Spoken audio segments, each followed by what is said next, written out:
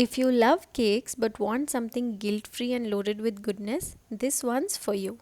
Hi guys, welcome back to the Yummy Vibes. Today we are making a super easy nuts and oats cookie cake. Let's start with 1 cup of walnuts. Roughly chop them into small bite-sized pieces.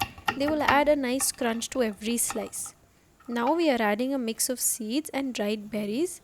There's pumpkin seeds, flax seeds, sunflower seeds, melon seeds and dried cranberries and blueberries. We are using a mix of seeds and dried berries, but you can totally use whatever you have at home. Next, take half to 1 cup of raisins depending on how naturally sweet you want your cake. And for a little indulgence, add some chocolate chips, around 1 to 2 tablespoons or as much as you like, totally up to you.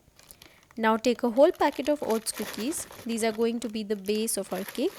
Grind them into a fine powder, and that's your quick and easy flour substitute with built-in flavor. Transfer the cookie powder into a mixing bowl. Add 1 tablespoon cocoa powder for that rich chocolatey depth and about 50 ml ghee, or swap it with coconut oil or butter or any neutral oil you prefer. Mix everything well. The mixture should start coming together slightly. Now pour in 1 glass of milk, but don't add it all at once. Add some, mix it in, then a bit more and mix again. Doing this slowly helps control the texture and avoid the lumps. The batter should be thick but smooth, easy to spread, not too runny. If you want it sweeter, you can add 2 tablespoons of powdered sugar, but we are skipping that today to keep it on the healthier side. Now for the rice, add 1 pouch of fruit salt, Eno. We will not be using any baking soda or any baking powder for this process. Pour in 2 tablespoons of milk and give it a quick mix again. This will activate the Eno and make the batter fluffy. Grease your cake tray nicely, don't forget the corners. Then place a butter paper sheet at the base to prevent sticking. Now pour half the cake batter into the tray and spread it evenly.